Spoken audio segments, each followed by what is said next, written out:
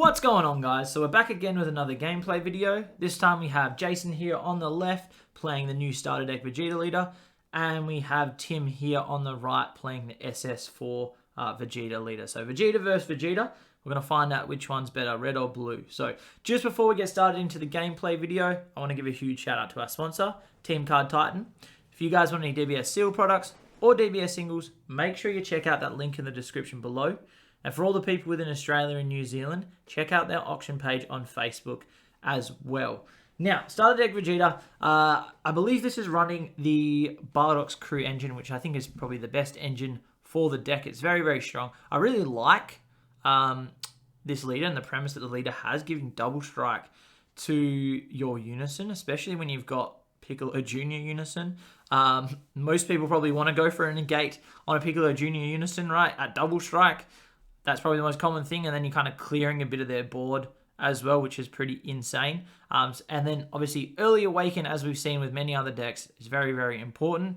SS4 I feel like has seen a massive resurgence lately. The deck is very, very powerful. Just being able to ramp so aggressively and play some really, really strong cards out onto the board before your opponent even has maybe 2 or 3 energy. And I think the addition of, I guess, UI Kamehameha has made a huge difference. It's kind of just like forcing those damages through, so you're really guaranteeing those ramps, and you're making sure your hand stays quite large as well, because you're drawing off both the leader swing, and then you're also drawing off this Kamehameha as well. Both really powerful. So that ramp's happening guaranteed. Great thing here is Tim's got energy number 1 as a Bojack, which is great, right? Having those in the energy is always ideal, I feel, because it just allows you to, anytime you get Galactic Buster, combo.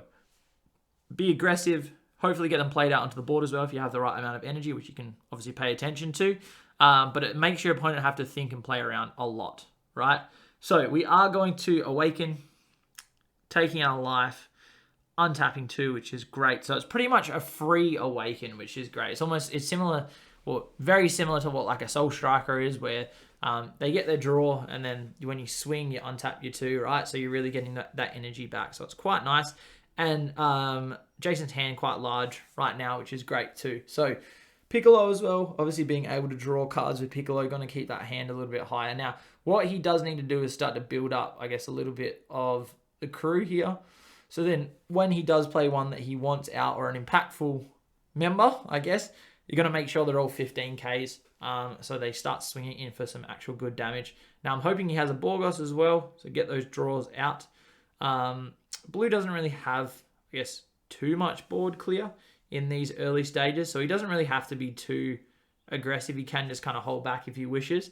Scary thing, though, is that Tim is potentially at 4 energy next turn, so there's always a chance he can go into the Majin Buu Unison if he has a Senzu Bean and a Buu in hand. So looks like we are going to take him down, though. So I think Jason's decided to be pretty aggressive here. Very interesting. Probably wouldn't have been that aggressive. He can, again, just minus that as well from the swing, because the Bardock on attack, you hit that, the blocker hits the board, you can get the minus. So you could have just taken that off the board just there before the Piccolo Junior swung in. I definitely think I probably would have kept the negate for the Piccolo Junior, but the good thing here is now we can get our ramp if we wish, right? So we just awaken, draw 1. But now we're a 15 to 15. Means it's easier for us to now start comboing up. So I think Jason maybe shouldn't have been so aggressive in these early games. I think it would have been okay to hold back just a little bit so that he can kind of just pace it and then forces some damage through where he can. Now, as I said, we're at 3 energy. Potentially we can get another energy, right? There is always that chance as we get another energy. And then what we can do is play our Buu out. But it looks like instead we're going to choose to go into the Chain Attack Bardock, which, very valuable card. I definitely think you want to have it hanging around. The fact that it's a 15 right now is rather annoying as well, because I feel like it's a little bit more protected being a 15. So if I was Tim, what I would probably do here is I would play that Zeno Super Combo for 1.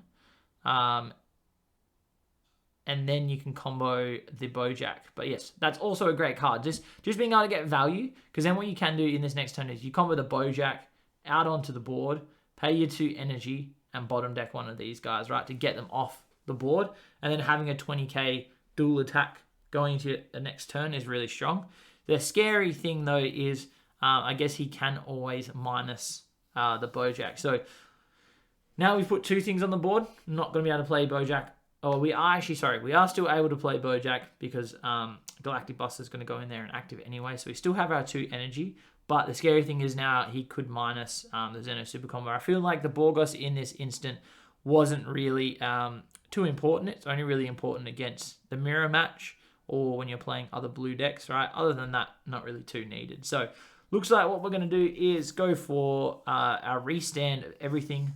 +1 on our Unison, draw a card, which is always the ideal thing. Just being able to draw a card off a Unison is great. We're going to swing in here. I would probably swing with the chain attack first, personally. So I would swing with the chain attack for the critical and the minus, right? So we can get rid of that Xeno Super Combo, just clearing it off the board. But now exactly what was going to happen is we're going to use that straight away, picking it back up, putting it straight back down. So we've got access to our 2 energy if we wish, which is quite nice here. Once again, swinging in now with our chain attack.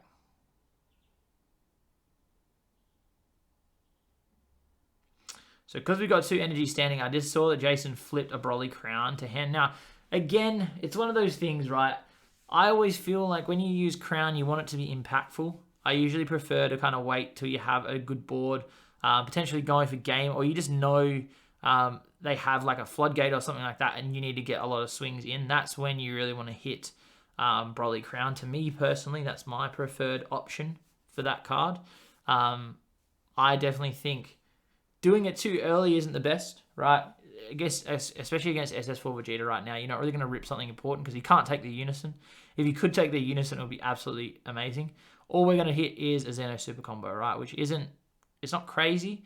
And we've got such a fat hand still that it's not too important. Now, once again, I would still swing probably with the Chain Attack Bardock, knowing that he has a Galactic Buster in hand, and he could very easily just use the Galactic Buster to get the Bojack onto the board and then bottom deck this Chain Attack just now, right? So I definitely feel you swing the Chain Attack. Maybe what Jason's thinking is to put the 5 cost over the top of it, right? So then he can swing with that and hopefully play out another body to the board and maybe getting a Chain Attack Bardock. But have a feeling that's not going to happen just here, knowing that Tim has a Galactic Buster. I definitely think the Galactic Buster is the right choice in this instant. You get a 5k combo, and then you only need 1 card extra from hand, and you also get to draw cards, get your energy back, and then also get a body that's dual attack, and also stop the Chain Attack Bardock from being able to swing, right? So I think that's the most powerful thing just here. See what he decides to go for. Now we potentially have access to Yamcha though, right? So you do have to be wary of that too. So if we do have access to a Yamcha, if for some reason Tim does need to counter, then the Bojack will just completely die, right? So he's got to think about that too. He may not want that to happen really. So let's see what he goes for. Just deciding. I mean, even comboing off the board at this time isn't terrible either, knowing that we do have a Chain Attack just there. So rather than losing cards from hand or, cards we're already going to lose from board when Chain Attack swings through, you start just comboing that off. So we are going to, looks like, go for the bean. And I'm assuming, okay, so we're going for the Galactic Buster here instead. It's an interesting choice.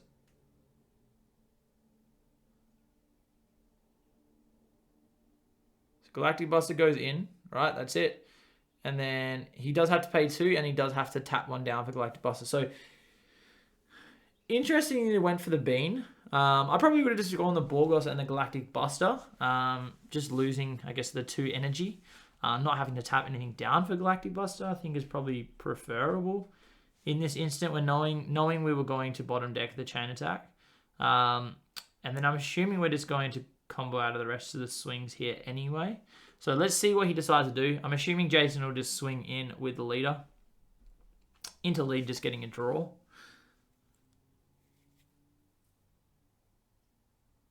So just getting the draw. Obviously, just keep that hand. No point comboing up. We're going to 1 for 1. It's not worth it here. I don't think you just keep with what you've got in hand. Now, the only downside I'm finding with this Vegeta deck is because the 5 cost Bardoks are 10Ks, one cost 10Ks. It does make it a little bit harder. You feel like you do find a lot of 10Ks in hand or cards that you just can't combo with easily, which kind of sucks sometimes. And it does clog up a bit. So we are going to swing, it looks like, into the Vegeta. Taking it up to 20 to 20 double strike. And we're just going to combo off that Borgus just there. Once again, not really too valuable going for a 1-for-1. So we do have access to our Vegeta swing.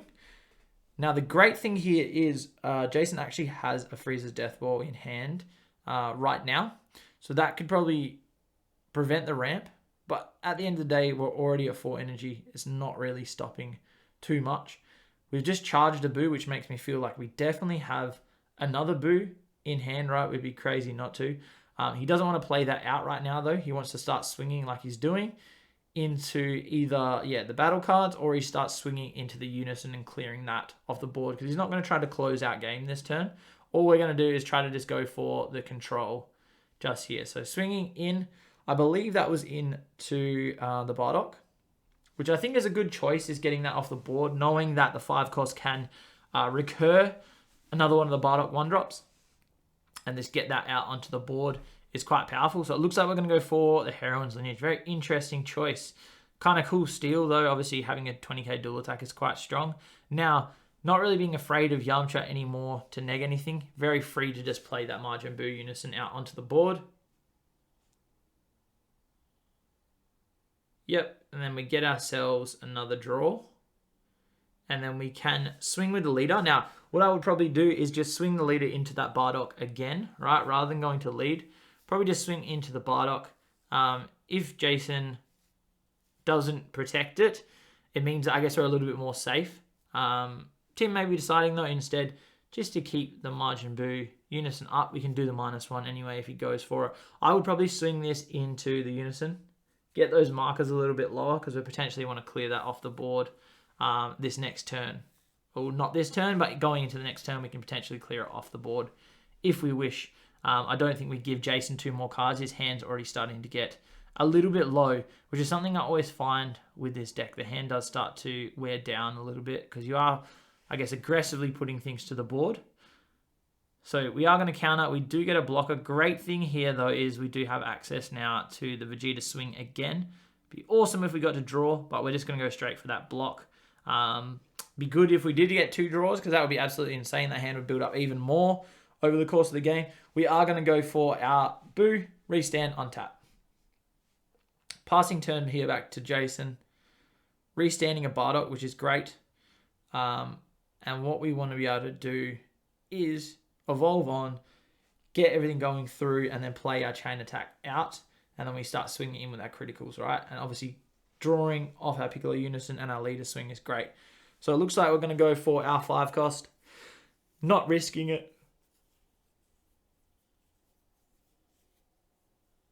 So we're not going to try to swing first at all. Just straight go for this. Only downside here, though, is obviously because of what it is, Boo can just straight bottom deck it, right? It doesn't have barrier or anything like that. It's only a 5 cost. Boo can just bottom deck it and just get it off. Or get it off the board, right, very quickly. So we do have chain attack Bardock in there, and I believe we also got a Borgos. So we're going to hit the Borgos. Just start to build that board up a little bit again. I'm assuming either he plays the Borgos to get the draws, because there's that potential that we have Hatch here, right? So this is the other thing you got to think about, is potentially have a Hatch. Where should the first swing be? Is it on the leader so you get your draw? Is it somewhere else? Right, now I'm assuming here we just straight go for Hatch if we have it. If not, I think what you do here on this swing is you probably just bottom deck that Bardock just there. Just get it off the board. Because I'm pretty sure it doesn't have barrier if I remember correctly. Maybe I'm forgetting. Maybe it does. But it looks like instead we're just going to go for the bottom deck on the Bojack. Because that does put some pressure in, which is great. Again, into that Boo Unison. So pretty much what happens is once the Boo Unison usually hits the board, the game becomes, how can I clear this Unison off the board? Unfortunately, if you don't have a good way to do that, it's very unfortunate for you. You're going to lose a lot of cards in hand, or just neg a whole bunch, right? Which is very unfortunate. It's not what you want.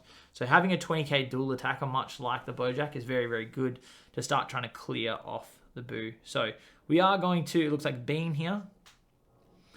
Untapping the Galactic Buster. Untapping the Gohan and the Boo. So potentially he wants to grab that Galactic Buster back, right? Because if he has his Xeno Unison in hand, he can grab the Galactic Buster back if he wishes. Combo Bojack, potentially then have 4 energy in there. And then we can actually play it out, which would be quite nice. So we are going to pay 1, drawing a card. Sorry, no, off the effect of the Bardock. Sorry, getting to play that out, and then we get to plus them. Now we do need another crew member on the board, I think. No, we've got the 3, sorry. We do have the 3 because we've got that Bardock just there. So now we have access to 2 20k swings because the Bardock also gets to plus the 2 1-drops that are on the board by 5k. So they are now 20k swing. So Jason trying his best and I guess doing the right thing by trying to clear this off the board. Great thing here as well as what I can see is he does have the UI Goku that when you combo 2 cards, you can play it for 2 energy. And I believe that is also a 20k dual attacker as well. And that is definitely going to keep some pressure onto that Boo Unison just there. So we're going to combo 1.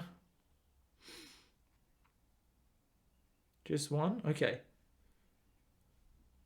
Taking it up. Now, I'm pretty sure, if I remember correctly, I believe that the Bardock pluses 2 cards by 5k, but maybe it is only the 1. Maybe I was wrong. Unless that Bardock isn't a Bardock's crew, which I believe it is, which would give all of the cards plus just there, but maybe I am forgetting something there. So I do apologize if I did. But we are passing back over to Tim. Now, charging the Tragedy Overground.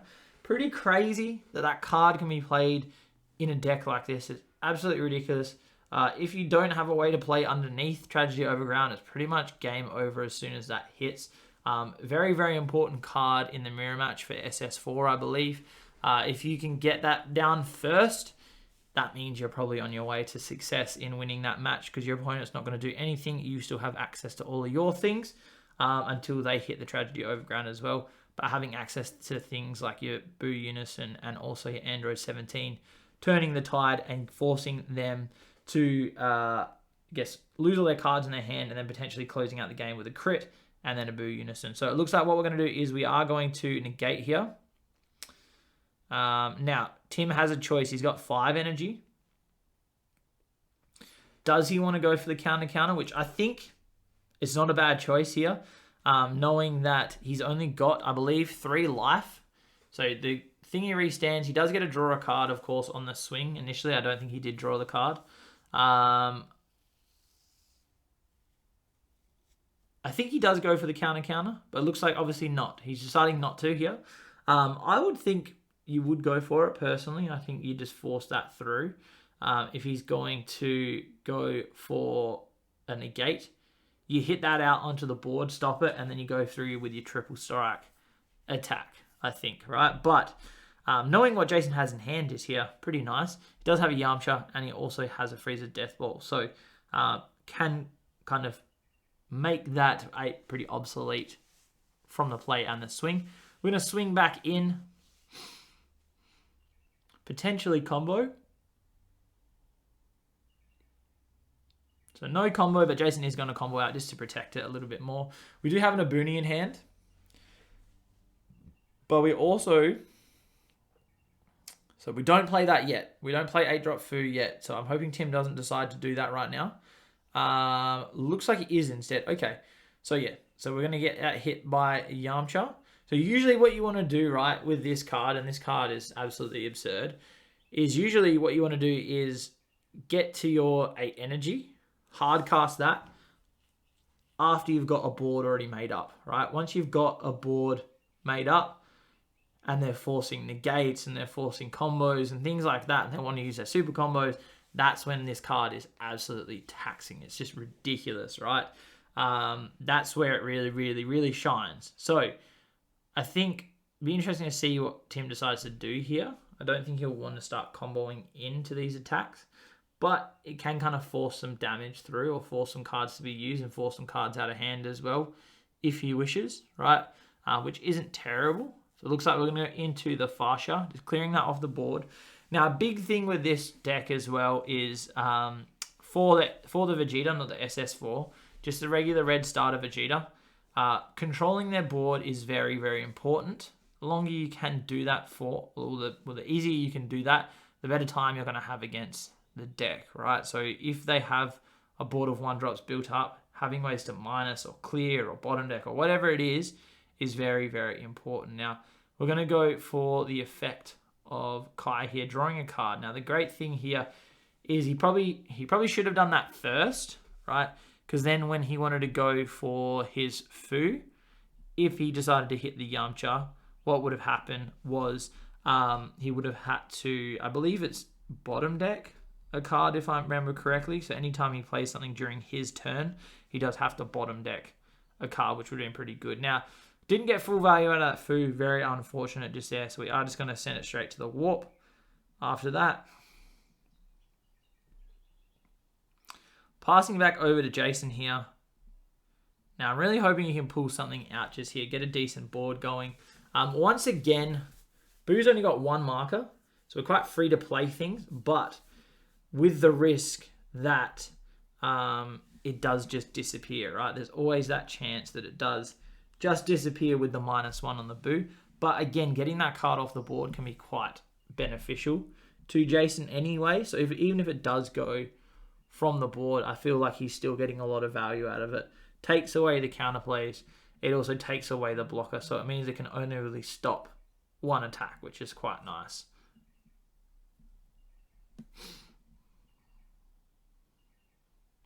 So just deciding on combos. I'm assuming probably no combo on Jason's end, just being a 15. His hand's getting a little bit low. Tim's really quite healthy, as this deck kind of does, right? It usually stays at quite a healthy hand size, unless it's a crazy aggro deck that is able to control the Boo and then start forcing damage through. So we are going to go for the beam.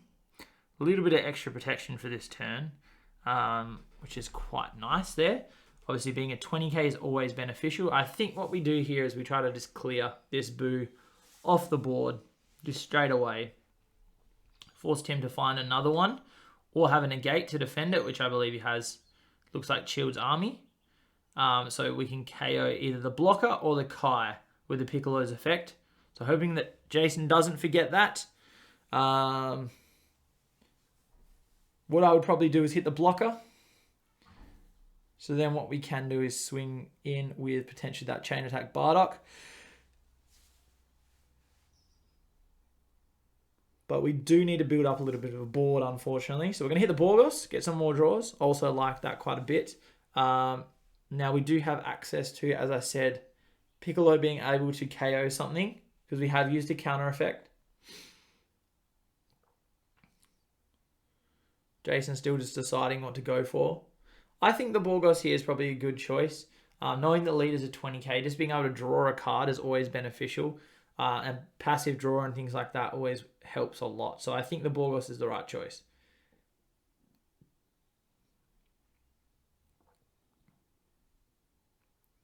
He's going Fascia instead, so he's going to go for the top deck. So the only scary thing, I guess, about this, right, is there's always that potential that you do get a whiff off this, right? You hope not.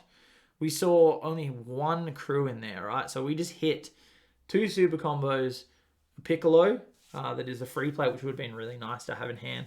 One of them, and then there was another card that I cannot remember off the top of my head just there. I forgot. But the fact that we only saw 1 was a little bit risky. I definitely think the Borgos was probably the safer choice just there, rather than going for the Fascia and potentially whiffing on a card like that. Jason has forgotten that he does get the KO off the Piccolo Junior Unison when we do use a counter effect, which is quite unfortunate, because what would have happened is we would have got rid of that blocker just there, and then when we swung in, we can just kill the East Supreme Kai, getting that off the board, and then that's not a threat. So when you do want to play your Yamchas, it's quite nice. And again, hitting another counter, hoping Jason realizes, getting rid of the blocker, So we could have hit both, right? Because we did counter into that as well. So we definitely could have hit both. Swinging in here. Now I'm assuming probably into the Boo Unison, I would believe. Just getting that card out. Now I'm pretty sure the reason that the blocker disappeared was because of the neg on the Bardock. But what he could have done is he could have KO'd the blocker because of the negate with the Piccolo Unison, and then he could have done the neg on the Kai just there. So we are going to go for the Frieza's Death Ball. Taking Fasha up. Hopefully this damage going through. Fingers crossed. But as you can see, Jason's having to invest quite a lot of cards, unfortunately, in this to try to get either any damage through or even just try to kill this Boo. Now, that can be a big downfall, I guess, of decks like these, where you're running a lot of kind of little weenies, not really getting a hell of a lot out of it. So we are going to, it looks like, take that damage. So we're down to 2. Swinging in the double strike just here with the Unison. Kind of scary, right? Double strike coming through. Dimension Magic. Having access to now 4 energy. So if we have a Bojack, if we have a Galactic Buster in hand, we could potentially hit that Bojack, which is very strong. He needs to remember that he still has 1 marker on the Boo just here, which is very unfortunate. This may be a little bit of a misplay, just knowing that we can get that 1 marker off. I definitely think we needed to clear that Boo for sure. So we are going to do the warp. I'm assuming into leader, straight -1, and I think Jason knew it straight away as soon as he did do it. Now he's swinging in, I'm assuming into lead with lead. Now what we do have access here though is we can combo this, give it double strike, combo this guy, and then we can potentially play out this Goku if we wish, which is exactly what he's going to do. He then gets the effects. Now, Tim very easily, I'm pretty sure, is comboing out of this, right? There's no doubt that Tim is going to combo out of this quite easily. So we've just hit a UI, get the untap. So that's 35 already, which is exactly what Jason has comboed. So he's comboed to 30, right? So we're at 35, but we did get the plus from the Goku, and then there is an easy combo out. We have dual attack Goku. Jason with 1 card in hand, very unfortunate. Tim very easily going to be able to combo out of this. I think Jason kind of realized this is like almost the last hurrah for this turn. Unfortunately, I don't think he's going to see another turn with what Tim has. He's got quite a lot of cards in hand and a hell of a lot of energy as well. So he's going to be able to force some damage through, right? So we're swinging in with another 20 to 20. Tim just figuring out what 5k he wants to combo. Just going for the foo. So that's probably something I would have kept in hand, because then I would just throw that down. Triple attack, we've got 3 life. Every time he tries to do something, he then has to warp a card pretty much. So if he does try to negate or play a blocker or whatever it is, right, getting that damage through pretty much, or we were forcing the cards from the hand, which means we have like no cards left. So I definitely think doing the foo just there would have been really beneficial just this turn right now. So passing over to what I feel would be the last turn here. Surely Jason can't survive this turn with what Tim should be able to put onto the board. So we're going to, I'm assuming, swing straight into the leader here.